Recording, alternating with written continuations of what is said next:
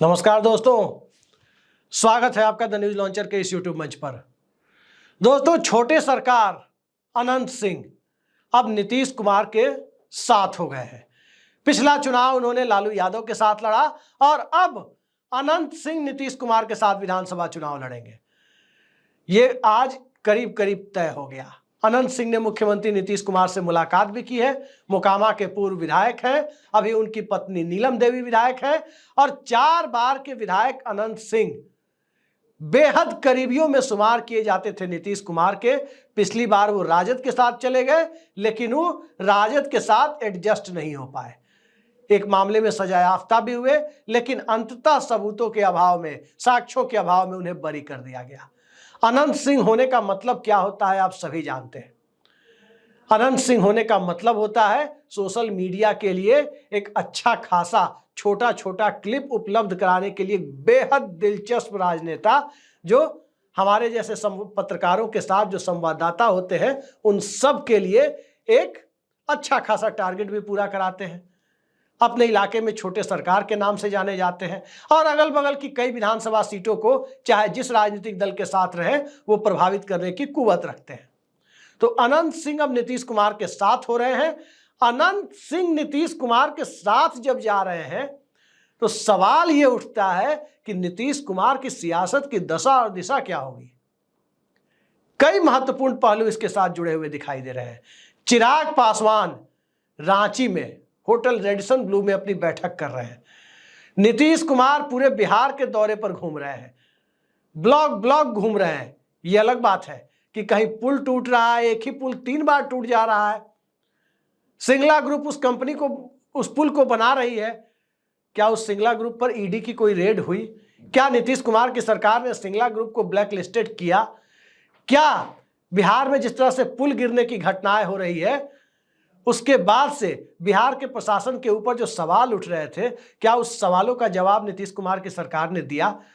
ये सारी चीजें एक तरफ, लेकिन चुनाव जीतने के लिए अनंत सिंह की अहमियत एक तरफ, चुनाव जीतने के लिए आनंद मोहन परिवार की अहमियत एक तरफ, चुनाव जीतने के लिए किसी और की अहमियत एक तरफ, और चुनाव जीतने के लिए जातीय समीकरणों की अहमियत, सामाजिक समीकरण की अहमियत एक तरफ। ये सारी परिस्थितियां इस दिशा में ले जाकर बिहार को खड़ा कर रही है जहां बिहार आज से 34-35 साल पहले था, यूं कहें 40-45 साल पहले था।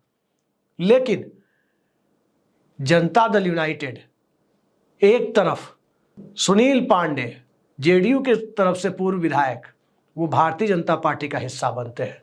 दूसरी तरफ अनंत सिंह, वो राष्ट्रीय जनता दल का दामन छोड़कर नीतीश कुमार के साथ आने की तैयारी करने के संकेत देते हैं, उनसे मुलाकात करते हैं। तो क्या गठबंधन के सहयोगियों के बीच बाहुबलियों का म्यूचुअल ट्रांसफर हो रहा है? कई सारे सवाल मौजूदा दौर में सुशासन बाबू के नाम से जाने जाने वाले नीतीश कुमार के लिए बेहद महत्वपूर्ण हो जाते हैं कि क्या आगामी विधानसभा चुनाव ऐसे ही लड़ा जाएगा? प्रशांत किशोर की अपनी तैयारी है, राष्ट्रीय जनता दल की अपनी तैयारी है। वो तैयारी कितनी है उसके बारे में ज्यादा कुछ कहने की जरूरत नहीं है। और इसके आगे बढ़कर देखें तो दल बदल का जो सिलसिला बिहार में शुरू हुआ है वो साफ साफ जाहिर करा रहा है कि बिहार में आने वाले वक्त में चुनाव बेहद करीब है। झारखंड के साथ हो, महाराष्ट्र के साथ हो, या झारखंड महाराष्ट्र दोनों एक साथ हो तो उसके साथ हो, या फिर दिल्ली के साथ हो। चुनाव जब बिहार में बेहद करीब हो चुका, चुनाव इतने करीब आ चुका कि जिसके बारे में आप सोच नहीं सकते कि परिस्थितियां कहां जाकर खड़ी हो रही है, तो आप अंदाजा लगा सकते हैं कि बिहार की परिस्थितियों को आज की तारीख में चुनावी चश्मे से देखने की जो कोशिश भारतीय जनता पार्टी और नरेंद्र मोदी करते हैं, वही कोशिश नीतीश कुमार कर रहे हैं, वही कोशिश तेजस्वी यादव कर रहे हैं, वही कोशिश प्रशांत किशोर भी तो नहीं कर रहे हैं। विकास की बड़ी बड़ी बातें कर रहे हैं, लेकिन इतना तो तय है कि समय से पहले विधानसभा चुनाव में जाने का फैसला एक कैलकुलेटेड रिस्क हो सकता है।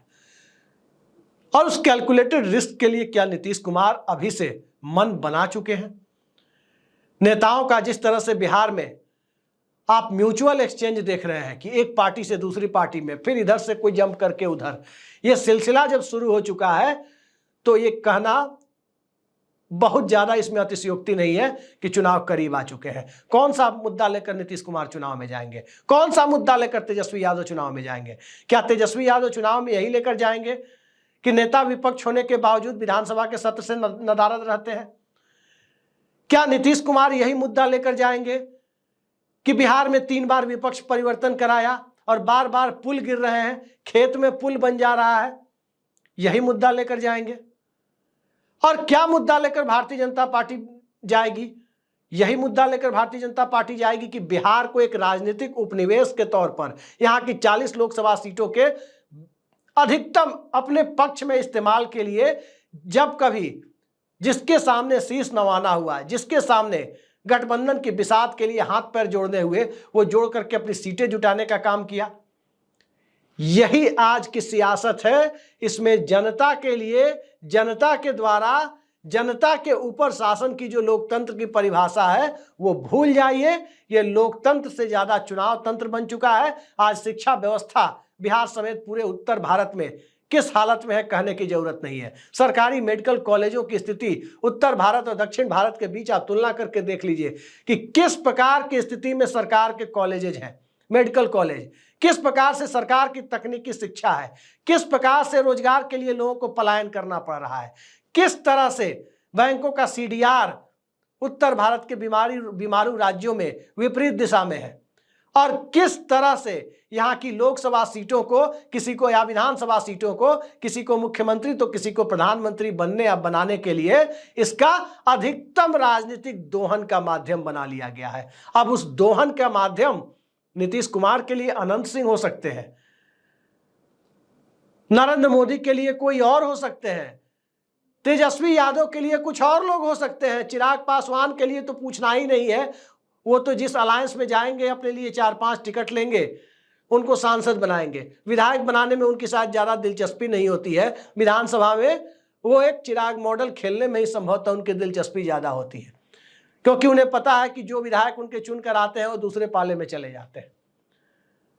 तो पाला जो चुनाव के बाद बदलना होता है, अब चुनाव के पहले विधायकों से ज्यादा पूर्व विधायकों के, विधायक पतियों के, इन सब के पाला बदलने का सिलसिला शुरू हो चुका है। और इसमें श्याम रजक के बाद अनंत सिंह, आने वाले समय में कुछ और नाम एक एक कर आपको देखने को मिलेंगे कि बिहार में आया मौसम दल बदलने का मौसम आ गया, आया मौसम खेल पलटने का, और आया मौसम चुनाव का। देखते जाइए किस तरह से चुनाव के दरमियान शिकारी आएगा, जाल बिछाएगा, दाना डालेगा, लोभ में उसमें फंसना नहीं वाली कहावत को चरितार्थ करते हुए बिहार की जनता भी इस लोकतंत्र के महापर्व में विकास के मुद्दे को दरकिनार कर, या विकास के मुद्दे को ऊपर रखकर जातीय समीकरणों को दरकिनार कर, या जातीय समीकरणों को ऊपर रखकर सांप्रदायिकता की राजनीति और हिंदू मुस्लिम की राजनीति को दरकिनार कर, या उसको ऊपर रखकर किस तरीके से मतदान करती है। मसीहाई छवि शहंशाह फिल्म में लोग देखते थे, अंधेरी रातों में सुनसान राहों में कोई मसीहा किसी को मिलता था। लेकिन जो राज्य 34 सालों से अंधेरी रातों और सुनसान राहों में जीने को अभिशप्त है, क्या वहां लोकतंत्र अब भी मसीहा ढूंढ रहा है?